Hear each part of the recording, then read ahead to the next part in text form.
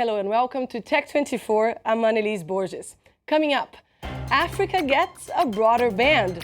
A gigantic cable is now providing faster internet and making an impact on social development. We'll take you on a trip around the continent, more connected than ever. And discover CIV Route, a collaborative platform that is helping reduce the time Ivorians spend in traffic jams in the capital, Abidjan. We'll hear from one of its creators in Test 24. Today, the African continent has nearly 140 million internet users. And while that number may sound impressive, it represents only 6% of the total number of connected users around the world. This summer's rollout of the West African cable system will help boost African presence on the web. It consists of a 14,000-kilometer fiber optic cable linking 11 countries on the continent. The cable system will increase transfer speeds, carrying data, voice, and video faster and cheaper. And by the end of the year, another cable, Africa Coast to Europe, will enable even more countries to access broadband. Mark Edwards is with me in the studio. Mark, this is a first for countries like Liberia and Mali. Beyond the technical aspects, what does it mean for Africans to get better, faster internet connection? Well, I think in my humble opinion, one of the greatest things about the internet is a provision of information. So you are provided with information, endless information. And one of the great things here in this particular case is that countries that may or may not have had access to higher education, to certain types of information now can add value to themselves and educate themselves better without actually physically being able to go to a classroom. We've got some of the top universities in the entire world where your Harvards, your Cambridges are all putting much of their courses, many of their courses online. And that really, I think that really enables your average individual in Africa who may not have had the provision to actually be able to educate themselves in the right way, now can have the access to the best education in the world. And the second thing is talking more about businesses. Now, I was reading a study recently called A Connected World, which very interestingly talked about the number of businesses that would not even look at a country or look to start up a business within an emerging market that didn't have a structured, strong backbone of communications. And therefore, they were saying that 4 out of 10 business leaders would simply not invest in a country that doesn't have the ability to have an infrastructure of telecommunications. And in particular, that means it opens up, countries that before you had certain business leaders wouldn't even look at your Liberias of this world are now thinking, right, now it's got this backbone, it's got the communications, it's got the structure. Why not? Exactly. Absolutely. Why not? And how will that impact price? We know that in Lagos, for the user, we know that in Lagos, for example, a monthly contract for a slow internet connection is about $100, and that's a lot. Oh, it's a prohibitive amount, certainly when you look at what the monthly wages are in countries like Nigeria. And I mean, the great thing is demand is through the roof when it comes to use of the internet. We've got internet cafes are very, very, very much, they're turning people away, and people are paying up to $1 an hour just to be able to look at the internet, to surf for different things. Now, what we're hoping is that obviously the price comes down, but at first I don't think that will be the provision, simply because the cable owners will have spent a fantastic amount of money to actually put these cables in place, and they need to recoup their money fast. So what we really hope is that the buy-in, the take-up happens quickly, where those who've got some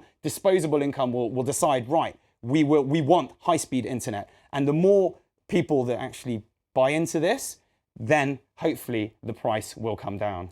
And Africa is the fastest growing market for mobile phones in the world. There are currently 695 million mobile subscribers in Africa. And that is a boon for Africans looking to access the internet from remote spots, from farms, for example, isn't it? Well, exactly.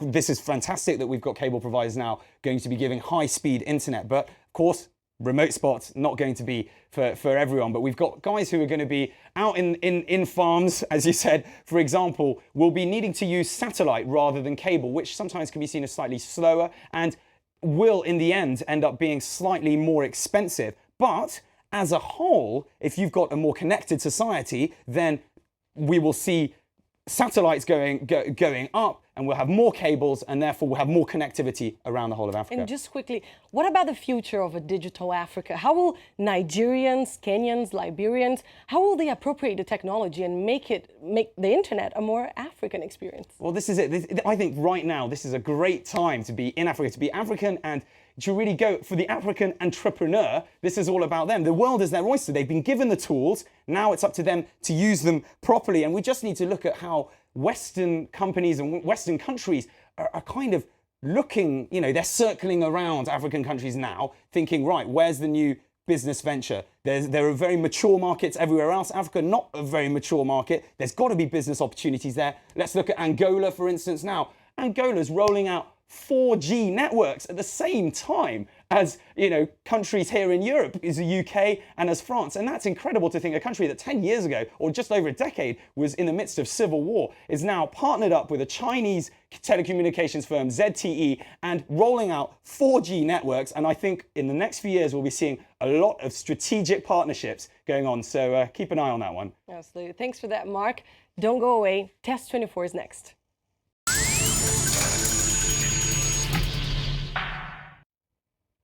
Ivorians lose 2 hours in traffic jams in Abidjan every day.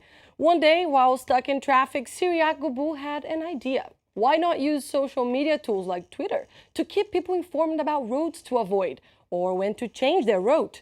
It was the birth of CIV Route. The first version was launched this summer in Ivory Coast, and Cyriaque Goubou is already busy at work preparing versions for Benin and Cameroon, as well as a mobile app. Cyriaque Goubou spoke to France 24 about his idea. CIV Route started off with the realization that we face a serious traffic problem in Abidjan. The principle is very simple.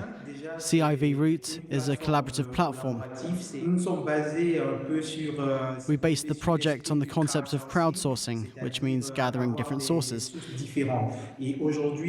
Today, we already have a network of internet users who are a part of the Ivorian web community and who are also drivers, since they go to work by car.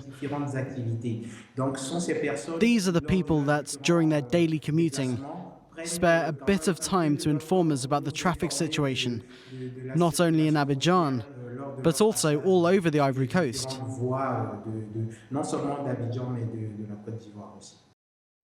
And Mark, you tested the app. Yeah. Tell us what you think. To be honest, I was pleasantly surprised about the app. It's very intuitive, very easy to use, and it's clear what it does. And what it says on the tin, very clear. You get updates as to what is going on. Is there a traffic jam? Is there an accident? What's happened? And yes, of course, it's at a very embryonic stage at this moment. So it's just beginning. We're getting to have more and more users, and that's the key, is getting buy-in. More and more people using it, more and more people using it on Twitter. Now, it does have an intelligent sort of Twitter phishing aspect where anything that's hashtag CIV Route will automatically be uploaded here, and then they'll be able to check it. And if you have a quick look here, you're able to see, right, 27 incidents, what type, you can check out what type is going on at what time, and then you can also have a report on the actual incident and click in there. And no, personally, it's a good app. It needs some more work. It needs more people to buy in, and hopefully with this provision of more internet and a bigger, more connected society, people will be able to upload this straight away, get on this, and get up-to-date news. And what I'd love actually is if they were able to maybe have some sort of deals with local authorities, hospitals. Just get the official figures. Exactly, official and uploaded, live, and then really give people that chance to heading to work. 2 hours, you'll be cutting out that trip at any time. But I think very intriguing and a good start. I think. Have you ever been to Abidjan? Never. No. Well, now when you go, you have no excuse about getting stuck in traffic. Exactly. I guess you've got a good app. Thanks for that, Mark. Thank you for watching this edition of Tech 24. Don't forget you can give us your feedback on the show via Facebook or on Twitter at TechF24. And finally, it's taller, lighter, and faster. Apple releases the iPhone 5 with pretty much everything we were expecting to see. It goes on sale on September 21st, and we'll get our hands on one next week for a test of all the new features. Make sure you tune in for that. Thanks for watching. I'll see you next week.